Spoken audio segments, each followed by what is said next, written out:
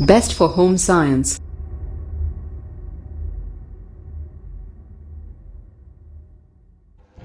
Hello friends, मैं रीना स्वागत करती हूँ आपका आपके to the point YouTube channel पे। बेटा बीए फाइनल ईयर का ये द्वितीय प्रश्न पत्र का प्रसार शिक्षा है, जिसमें ऑटोमेटिक टाइप का यानी बहुविकल्पीय क्वेश्चन। ये मेरे एक बच्चे का बहुत ही ज़्यादा रिक्वेस्ट आ रहा था, मोहम्मद क्या हाँ नाम नहीं याद आ रहा है, मोहम्मद करके कुछ था, हाशिफ ऐसे कुछ है। तो वो बच्चे मुझे बहुत ज़्यादा ही कमेंट कर रही थी, उसको अर्जेंटली ही ये क्वेश्चन चाहिए था, उसका पेपर है शायद जो भी है। तो बेटा हमें नहीं पता आप किस यूनिवर्सिटी से हो, ठीक है। हमारे यूनिवर्सिटी में डॉक्टर राम मनोहर लोहिया में बहुविकल्पीय क्वेश्चन पेपर में नहीं आता है। वेरी शॉर्ट और लॉन्ग, 3 टाइप के क्वेश्चन पूछे जाते हैं। ऑब्जेक्टिव टाइप के क्वेश्चन उसमें नहीं होते हैं, तो इसलिए हमें कलेक्ट कर पाना हमारे लिए शायद थोड़ा मुश्किल था। लेकिन कोई नहीं, बुक से मैंने कुछ ऐसे क्वेश्चन को मैंने बनाया है आपके लिए जो शायद आपके लिए हेल्पफुल हो।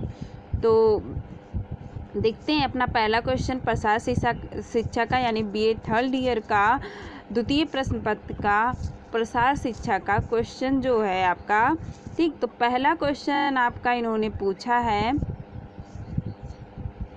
कि संप्रेषण प्रक्रिया में ग्राहककर्ता शाब्दिक संदेश का विश्लेषण करता है, जो कि प्रेषक भेजता है उसे कहते हैं प्रेषक भेजता है। प्रेषक यानी कि जो उसे भेज रहा है, ठीक है। देखिए ये 2 तरह का भी हो सकता है, कोई भी संप्रेषण प्रक्रिया हो, यानी कि आप किसी को संदेश दे रहे हैं तो वो शाब्दिक भी हो सकता है और अशाब्दिक भी हो सकता है, ठीक है। शाब्दिक वो होते हैं जिसमें शब्द का प्रयोग किया जाता है, और अशाब्दिक वो होते हैं जो हम आँखों या हाथ के इशारों से हम बातें कर लेते हैं, ठीक है। तो उसको क्या कहते हैं, इन्होंने कहा उसको क्या कहते हैं। इस तरह से ये आपका क्वेश्चन बनता है, ठीक है। तो इसका जो है सही आंसर क्या होगा कि इसका सही आंसर आपका है, ठीक है, एक सेकेंड, सही आंसर आपका है बी। पहला देखिए, पहला ऑप्शन है आपका कोडिंग, बी ऑप्शन है आपका डिकोडिंग, और ये सी है। सी ऑप्शन आपका है जो है इनकोडिंग, और डी ऑप्शन आपका है प्री कोडिंग, ठीक। तो इसका सही आंसर जो होता है बेटा, इसका सही आंसर आपका बी है, जिससे डी कोडिंग कहते हैं। क्या कहते हैं? डी कोडिंग कहते हैं, ठीक है। चलिए अगला क्वेश्चन देख लेते हैं। निम्नलिखित में से कौन सा संप्रेषण माध्यम पहले प्रारंभ हुआ? ये बहुत ही इंपॉर्टेंट क्वेश्चन है बेटा, आपके लिए बहुत ही ज़्यादा हेल्पफुल होगा, क्योंकि ये देखिए ये क्वेश्चन बहुत ही ज़्यादा, देखिए मैं इसमें उन्हीं अपने इस वीडियो में उन्हीं क्वेश्चनों को इसमें मैं लेके आई हूँ जो कि अक्सर एग्जाम में पूछ लिए जाते हैं, और टेंशन एजुकेशन के ये इंपॉर्टेंस क्वेश्चन होते हैं, और ये कहीं ना कहीं से किसी न किसी तरह से ये पूछ लिए जाते हैं, ठीक है। तो इन्होंने कहा है कि निम्नलिखित में से कौन सा संप्रेषण माध्यम पहले प्रारंभ हुआ। बहुत ही इंपॉर्टेंट इसको कहा जाए तो वेरी इंपॉर्टेंट क्वेश्चन आपका ये बनता है, ठीक है, कि निम्नलिखित में से कौन सा संप्रेषण माध्यम पहले प्रारंभ हुआ। सबसे पहला संप्रेषण माध्यम क्या था आपका? देखिए ए ऑप्शन आपका छापना, क्या है? छापना।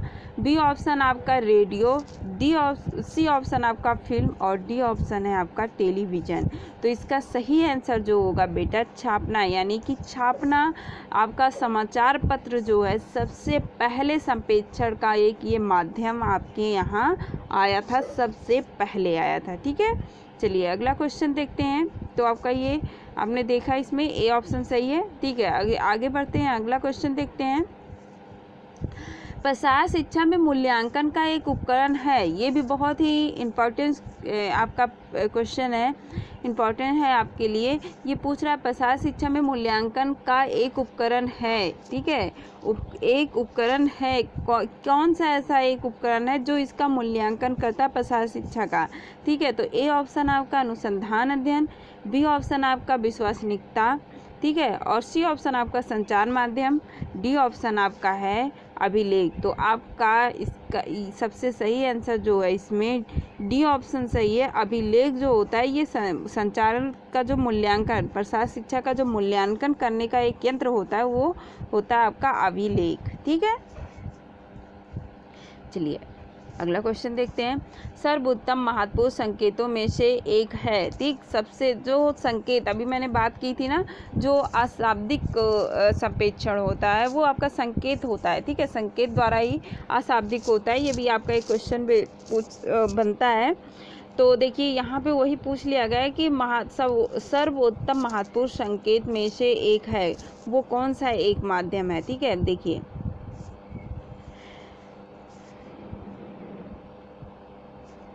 ये देखिए अधोसोतित मृत्यु दर, शिशु मृत्यु दर, मातृ मृत्यु दर या मातृ दर 0 से 5 वर्ष, ये शिशु होना चाहिए था।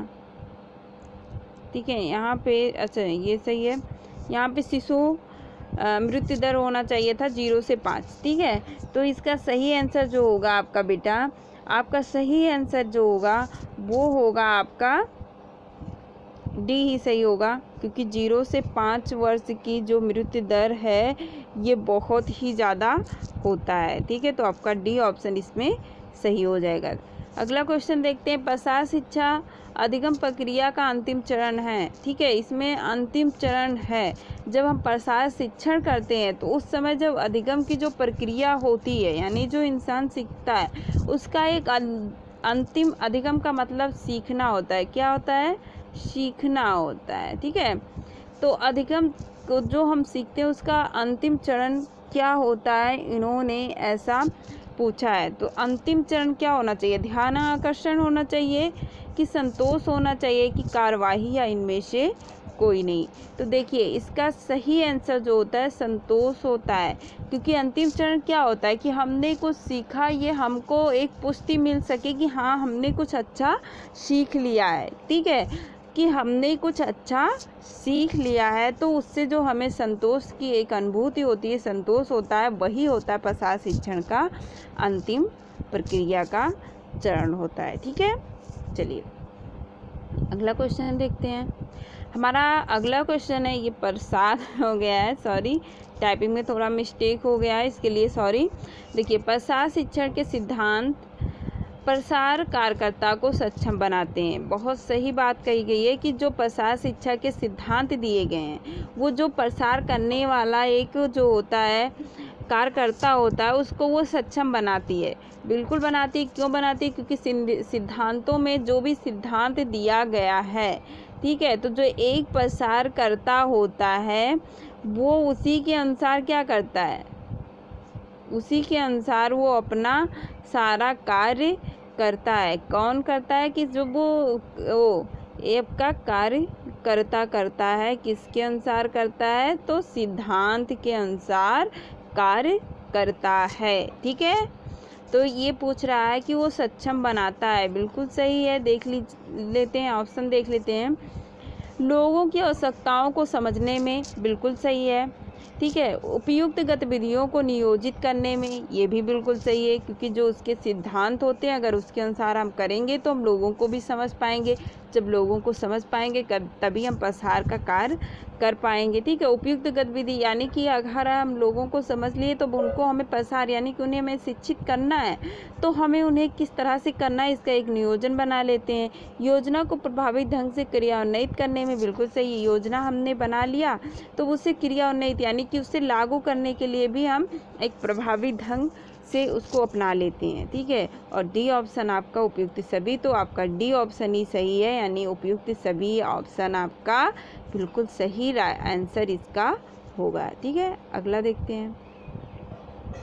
अगला क्वेश्चन आपका पूछ रहा है निम्नलिखित दृश्य, ये सर्वलेख है, यानी दृश्य और श्रव्य सामग्री। ठीक है, सामग्रियों में से कौन से देश के विभिन्न स्थानों पर प्रयोग किया जाता है? बिल्कुल सही आंसर है कि सभी देशों में ये विभिन्न स्थानों में प्रयोग किया जाता है। कठपुतली, ग्राफ,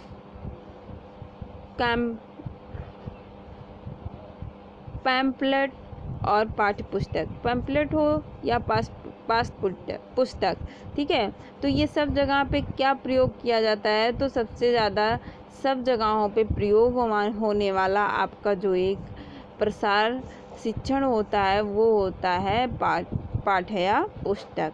क्या होता है? पाठ्य पुस्तक। ठीक, चलिए आगे देखते हैं। अगला क्वेश्चन हमारा क्या कह रहा है, फ्लैश कार्ड उपयुक्त है, यानी जो फ्लैश कार्ड होता है वो किसके लिए उपयुक्त माना जाता है, वो किसके लिए उपयुक्त माना जाता है, तो सामाजिक विज्ञापन के लिए, कि घटना के प्रसार के लिए, कि प्रक्रिया या चरणों को समझने के लिए, या कार्यक्रम की जानकारी देने के लिए। तो ये सबसे ज़्यादा उपयुक्त किसके लिए होता है, किसके लिए उपयुक्त होता है, तो ये सबसे ज़्यादा उपयुक्त आपका होता है सी नंबर सही है आपका, प्रक्रिया या चरण को समझने के लिए। जो एक फ्लैश कार्ड होता है वो किसके लिए उपयुक्त किया जाता है, वो प्रक्रिया या चरणों को समझने के लिए प्रयोग किया जाता है। चलिए अगला क्वेश्चन देखते हैं अपना। संचार मॉडल में समाहित है, जो एक सभी ने मॉडल दिया है, संचार का मॉडल दिया गया है, तो उन्होंने उसी को कहा है कि संचार जो मॉडल है वो किस में समाहित है। ठीक है, देख लेते हैं।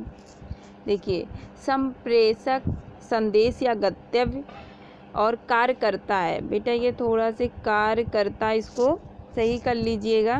ठीक है, ये कार्य ग्रहणकर्ता एवं ग्रहण करता। ठीक है, ग्रहण करता। तो आपका ये इन्होंने जो है संप्रेषक